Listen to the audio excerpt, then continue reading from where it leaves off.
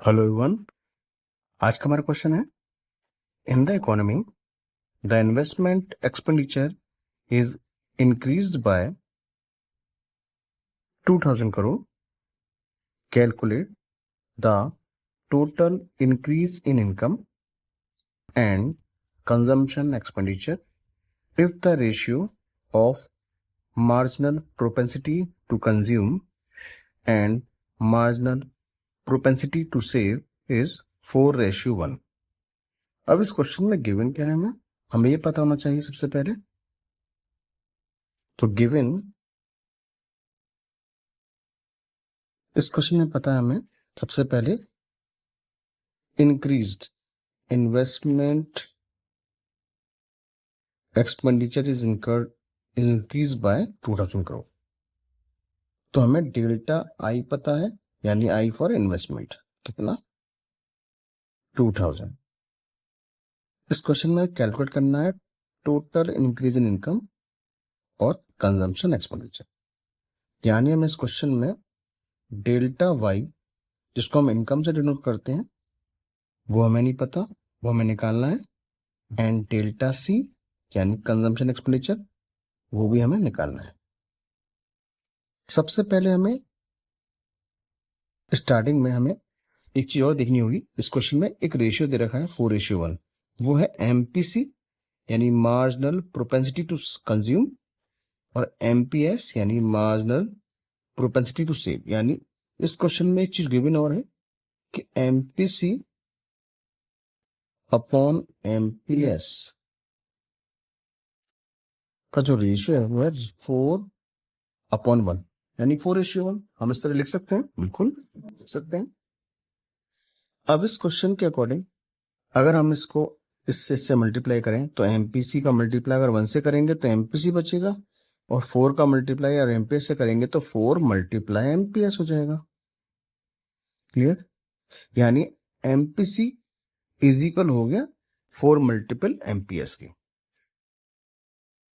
अब हमें एक चीज पता है कि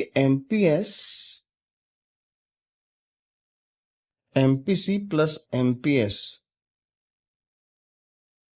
इज इक्वल 1 होता है।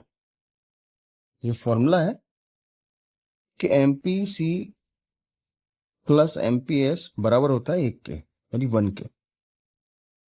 अब यानी अगर मैं एमपीसी की वैल्यू मैं ये लगा दूं 4 मल्टीपल एमपीएस जो हमने अभी निकाली थी अभी, तो हम क्या करेंगे, एमपीसी की जगह 4 मल्टीपल एमपीएस लिख देंगे। एमपीसी लिखा है तो यहां हम लिखेंगे 4 मल्टीपल एमपीएस प्लस एमपीएस, फिर से अगेन इक्वल 1। जब 4 एमपीएस में 1 एमपीएस जोड़ा जाएगा तो क्या हो जाएगा, 5 एमपीएस हो जाएगा ये, क्योंकि ये 4 एमपीएस है और 1 एमपीएस और जुड़ गया तो कितना हो गया, 5 एमपीएस, यानी 5 एमपीएस इक्वल 1। तो एमपीएस इज इक्वल क्या हो जाएगा, 1/5। और अब इसको सॉल्व करेंगे तो एमपीएस की वैल्यू आ जाएगी, डिवाइड करने पर ये लगभग 0.2। अब हमें पता चल गया एमपीएस ये है, तो हमारा एमपीसी भी बदल जाएगा हमें, बिकॉज एमपीसी जो हमने 4 मल्टीप्लाई एमपीएस लिया था, वहां अगर हम एमपीएस की वैल्यू 0.2 लग दें तो ये वैल्यू आ जाएगी, एमपीसी की वैल्यू आ जाएगी। तो 0.2 का हमें मल्टीप्लाई करना है और ये आ जाएगा हमारा आंसर 0.8। यानी हमारे एमपीएस की वैल्यू आ गई 0.2 और एमपीसी की वैल्यू आ गई 0.8। Now we move on multiplier, because हमें सबसे पहले मल्टीप्लाई निकालने से पहले हमें, मतलब डेल्टा वाई और डेल्टा सी निकालने से पहले मल्टीप्लाई निकालना होगा। तो मल्टीप्लाई यानी के, स्मॉल के बनाने के बाद हम एक फॉर्मूला नोट करेंगे, वो होता है 1/एमपीएस। और 1/एमपीएस में एमपीएस की वैल्यू लगाएंगे 0.2 जो हमने निकाली थी, 1/0.2। जब इसको सॉल्व करेंगे तो ये हो जाएगा, ऊपर 10 हो जाएगा, बिकॉज 0.2 का डेसिमल हटाकर हम 2 लिख देंगे और 0 ऊपर लगा देंगे और डिवाइड करने पर 5 आ जाएगा। क्लियर? नाउ अब हमें निकालना है डेल्टा वाई और डेल्टा सी। डेल्टा वाई का जो फॉर्मूला होता है वो होता है मल्टीप्लायर मल्टीपल यानी के मल्टीपल डेल्टा आई। अब इस क्वेश्चन में डेल्टा आई की वैल्यू दे रखी थी जो हमने शुरू में लिखी थी स्टार्टिंग में 2000। तो डेल्टा आई की वैल्यू लगाएंगे, उससे पहले के की वैल्यू जो हमने निकाली है 5 वो लिखेंगे और मल्टीप्लाई लगाएंगे 2000, मल्टीप्लाई 2000। तो ये 5 मल्टीपल 2000 आ जाएगा 10,000। तो डेल्टा वाई यानी इंक्रीज इन इनकम हमारा आ गया 10,000।